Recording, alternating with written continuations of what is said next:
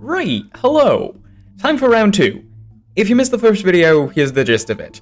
I'm giving you a tour through the new SotO weapons that we saw in the recent beta and giving my thoughts on their design and their implementation. If you want any more details than that, go check out the first part where I cover the light armor classes. Today we're doing the medium armor ones.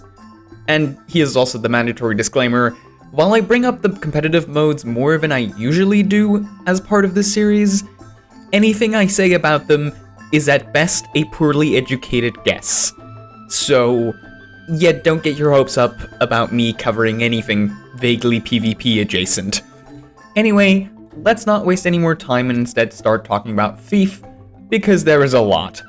So Thief Axe is surprisingly similar to what I came up with in the past, probably because ANET saw themselves faced with the same problem. Make a Thief playstyle that uses more than 1.5 buttons. And what they came up with is interesting, for sure. So the idea is that the auto, as well as the 2, put down axes that you can then later recall by using the 3 to have them do more damage as they pass through things on their way back to you. Like you're playing Xayah from League of Legends.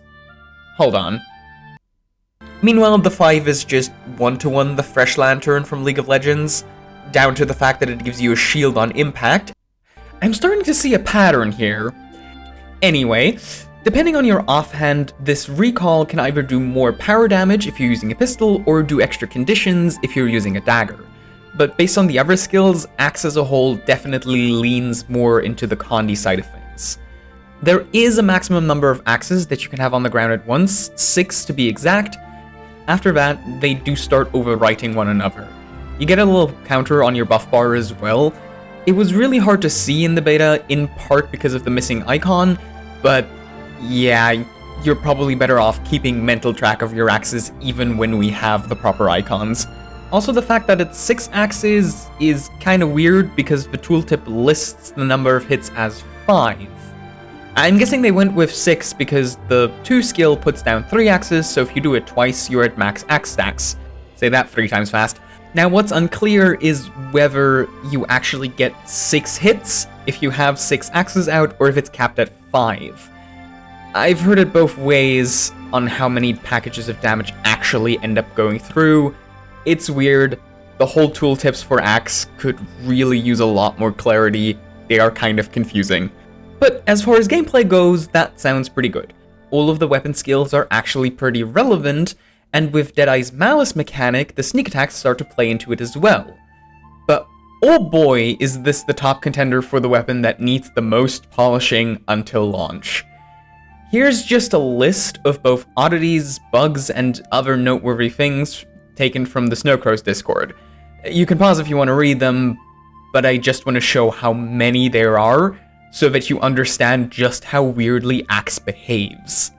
And this isn't even everything. There's also several traits that reportedly just don't work with Axe, like ledge attacks and deadly impact. Despite that, their damage is completely out of control, with Condi Deadeye benching over 62k, and that's before you consider the extra damage you get from sharing venoms. And it would go even higher if the traits I just mentioned weren't bugged. In a real scenario, you end up losing loads of damage just through general movement and positioning problems. After all, making sure that your axes actually go through the target isn't all that easy. The dagger dual attack also says it's supposed to teleport you behind the target, but in the beta it just teleported you to the target. It's unclear if this is a bug, or if they actually intended for you to nothing personal kid people, but then changed their mind and forgot to change the tooltip alongside it. I kind of hope it's the latter, because it would be incredibly annoying if that wasn't the case. Your axes already pierce through the enemy and land on the opposite side of them, so if you teleport behind them, they just miss every time unless you first walk through them, so you can then teleport back to your original position with that skill. Maybe in an earlier version, the axis didn't pierce and landed in front of the enemy, and that's where this came from? I don't know, that's just speculation. But preferably, it stays the way it is now, rather than what the tooltip said. As far as builds go, I really couldn't find anything to talk about besides Condi Deadeye. Its insanely high numbers basically overshadow everything else people might have been trying to do, to the point where it wasn't really considered worth talking about anything else, so I couldn't find any data on how other builds could have potentially performed. Though I think in general, the synergy between Maleficent 7 and just the general Axe loop is so strong that I don't see any other version of Axe really being all that relevant. Daredevil doesn't have any additional synergy, and the added movement from the special dodges would complicate things further because they move you out of position for your axes, and Spectre also doesn't play super well with it because the thing that Shatter Shroud generally adds to the rotation is downtime for you to regenerate initiative, and that doesn't seem to be really necessary. If the initiative costs of the axe skills were tuned differently, that might become a thing that's relevant, but I don't see it ever being more useful than just going with Deadeye straight up. Design-wise, I overall think this is a very good idea. The axes are a lot more involved than other thief weapons, while keeping the sort of setting up the kill feeling that fits really well with Thief's identity. And they have cleave, something that they desperately need more of. Generally, I think these will, in time, become a staple of both endgame group content as well as open world. I can imagine they might struggle more in the competitive modes because such a convoluted setup, and you're absolutely never guaranteed to actually confirm the payoff. But that's a wild guess on my part. And again, a lot of things will have to be fixed and cleaned up before launch for these things to work out at all. Then, let's next talk about Ranger Maces, and is it just me, or is this the weapon that there's the least amount of hype for? Maybe not, maybe that's Revenant, but that might also just be my anti-Revenant bias speaking. The Maces are a somewhat strange mix of things. Let's talk about the mechanic first. Hitting the third auto attack, as well as every other skill, gives you a stack of a unique buff called Nature's Strength. The 5 even gives you 2 stacks. Once you hit a total of 6 of these, your mace cooldowns are reset, you get some stab, and for the next 5 seconds, your damage and outgoing healing increases by 25%, which is a lot. Something the tooltip doesn't make clear is that once the effect ends, you can't gain any more stacks for a whole 15 seconds. The main hand pushes more of a support angle, with the auto attack applying vigor, the 2 healing and applying regen, and the 3 applying protection. Except for that last one, they are also enough to do uptime on their own. The offhand leans more defensively, with the 4 doing personal barrier, cleanse, and a generous 1 second of 1 stack of stab. Thanks, Anet, that's helpful. While the 5 is a daze. There's a lot about this weapon that is very strange. So first, the most obvious use case for them is Mace being the missing main hand weapon to pair with Warhorn for healing Druid. Right now they run Axe, which quite frankly does absolutely nothing for them. But let's be honest, Druid does not need this. It's already arguably the best healer in the game alongside Herald. They already do everything under the stars for you, so this has absolutely minimal impact on them. It doesn't need the extra healing from the 2, and it's cute that you can now do Vigor more easily, but that's about the extent of it. It's cute. It's more relevant if you want to talk about Heal Untamed, which, without something like Celestial Avatar, gets way more out of having the extra healing skill on a weapon. But it's going to take a lot more than Mace to bring that build to the point where I'd be comfortable calling it anything other than a gimmick. They'd really have to make some additional changes in an upcoming balance patch alongside this to make that build work properly. So that's the obvious part, but let's take apart the mechanic for a moment, because it's just so weird. With a 15-second internal cooldown on the buff, plus the time that it takes to get up the stacks, it's clear that they don't want you to camp maces to keep the buff permanently. But then the fact that it stacks on the auto, at least in my opinion, kinda ruins the entire thing. Because that takes away the control you have over actually triggering it, making it unnecessarily difficult to time it in a way where you actually get the most out of the transformation window. it's already a bit nonsensical for a healer to use, because ideally, you'd follow the transformation up with a big burst heal, but then you'd need to time the transformation with mechanics that it makes sense to actually make the massive heal useful, alongside the cooldown of the actual sources of burst healing, because it sure isn't going to be Mace. So on Druid in particular, you'd then also have to line up your Celestial Avatar with all these other things while not dropping Alacrity. And the longer this list of things that you have to set up at the same time gets, the more I hope you understand how completely impractical it is. On the other side of things, you have the damage buff. So because these are mostly support weapons, the maces themselves do very limited damage, which means taking them is inherently a damage loss. So the most interesting way to use them would be to time the massive damage buff with a burst window in your rotation, essentially creating even higher highs, but evening out that with lower lows. Potentially really interesting for specific fights that have longer downtimes between burn phases. I'm thinking something like Slothazor. Unfortunately, weapon swap having a cooldown throws a wrench into this plan. Stacking up the buff through a full rotation of the skills takes significantly less than 8 seconds, and you can't delay triggering the buff forever because you automatically get stacks from the auto attack chain. Maybe delaying it by using an offhand axe is the way to go? Honestly, I don't know. It would be incredibly janky and uncomfortable to play no matter what.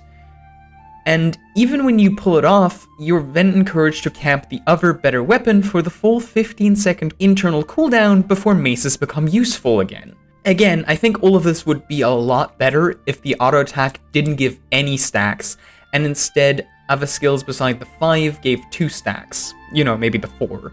Or maybe you could have the 2 have 2 ammo counts. That way you could reliably time the transformation the way you want it.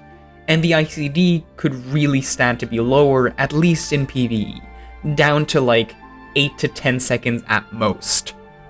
All of that being said, I'm not stupid. I'm fully aware that this is primarily meant to enable a bruiser hybrid type build for the competitive modes. But A, my disclaimer, and B, Ainit has now made something that was quote-unquote designed to be a bruiser at least 3 separate times, and eventually gone back on it to actually make it useful in PvE every single time.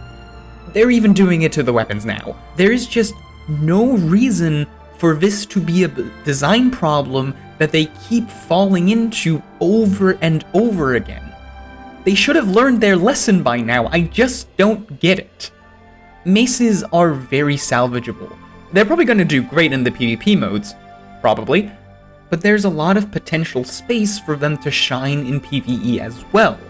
Someone at Ainit just really needs to sit down and have a hard think about the practical applications of their design. Whether that is by giving them a more relevant shell, in pairing them with additional changes that benefit Heal Untamed, or making some adjustments so they work better as a niche DPS option. Ideally, actually, I'd just have both, thank you very much. And please, by the Eternal Alchemy, do that instead of just buffing the power scaling modifiers into high heaven. Looking at you, NG Hammer. Speaking of which, let's talk about Shortbow and Engineer. And oh boy, this might be the weapon I consider the most disappointing, at least in its current state.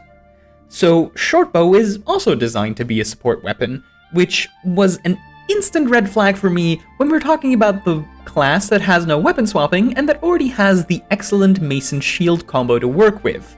Second red flag is that every skill besides the auto puts down a persistent ground target, famously the most reliable and least annoying type of skill to use. And the third red flag was when they actually told us what the skills do, but we'll get to that one. First, let me explain the special mechanic. This one actually has a name, it's Chain Reaction, and I really wish they all had explicit names. I just think that would be really cool and give these a lot more identity. Anyway, the way it works is that all of the skills, again besides the auto attack, put down an AoE. These skills can be manually reactivated to create a pulsing effect, or if 2 of them touch, they both get reactivated and get a bonus effect based on the components of the activation. Let's go through the skills. The 2 does Barrier, then pulses Cripple, and as a chain reaction bonus, gets even more Barrier. The 3 heals on impact, then pulses Healing and Condi Cleanse, and as a chain reaction, heals you some more. The 4 does a very similar thing, just replace healing with giving might. The 5 is a stun that, when reactivated, gives a one-time application of super speed, and then pulses slow, with even more slow as the chain reaction effect. Cute fun fact about all of these is that they are actually references to other support specs: Scourge, Spectre, Firebrand, and Chronomancer in that order, with the idea being that the engineer has distilled the essences of those classes down into little gadgets that they are now firing with their Shortbow, which is just very cute. Now, initially I thought that these skills put down pulsing fields that get cut short when they detonate, or when they overlap, but that's not the case. Luckily, at least they realized how bad that would have been. But seemingly, they didn't realize how lackluster the rest of it is. There are several problems here. First, the obvious. This is in direct competition with Mace and Shield, which still provide vigor, protection, regen, and have more CC on them. Now, the trade-off is that Shortbow has more healing on it, but that's only arguable due to the lack of regen, which you can otherwise only upkeep by using Medkit 2 and 5 on cooldown, instead of being able to hold the 2 for its actual healing application.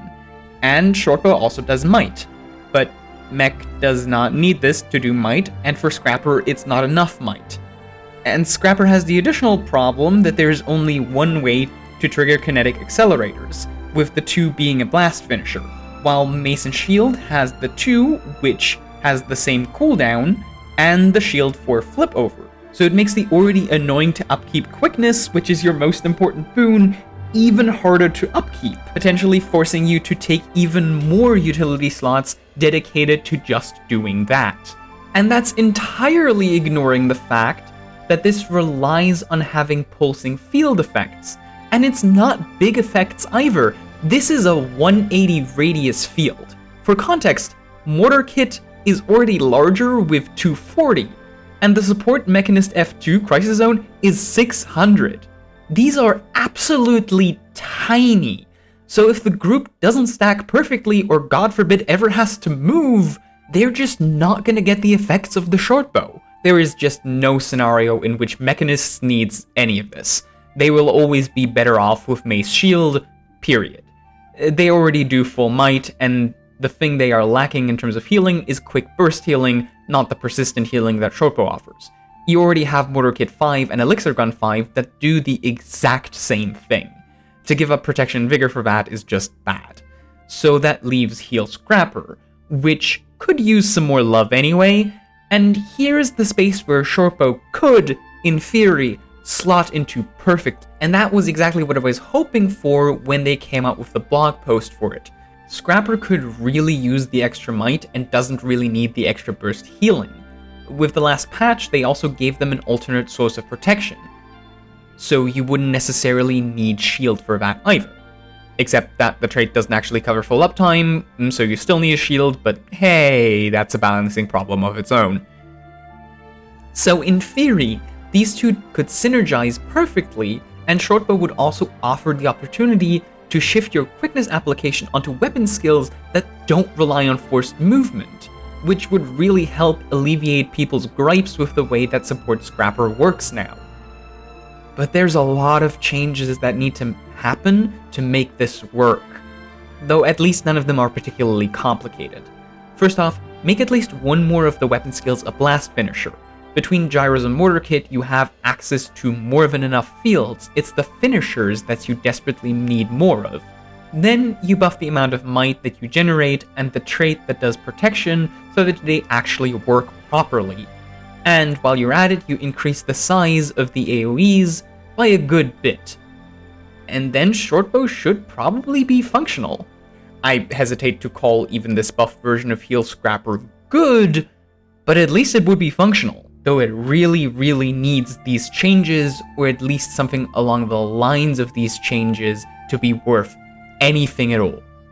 If they don't get it, maybe it's a usable support weapon for Wildos's World Zergs, because they actually benefit from the additional range being a thing, but that's the only thing I can think of where Shortbow in its current state would have an edge over Mace Shield, and that's incredibly narrow. Whoever made the Shortbow really needs to go have a talk with the person that made the Mesmer Rifle, because the Mesmer Rifle fits so perfectly into what that build needs, while Shortbow just wildly misses the mark. But just like Mace's, it is very fixable. In fact, it might be the most easily fixable out of every problem that we've talked about so far. Anyway, that's about all I have to say on the topic of the medium armor weapons. The heavy armor ones I'm going to talk about soon enough. If you want to catch that, you could consider subscribing, you know. Any interaction with the videos always helps. Until then, thank you very much, and goodbye.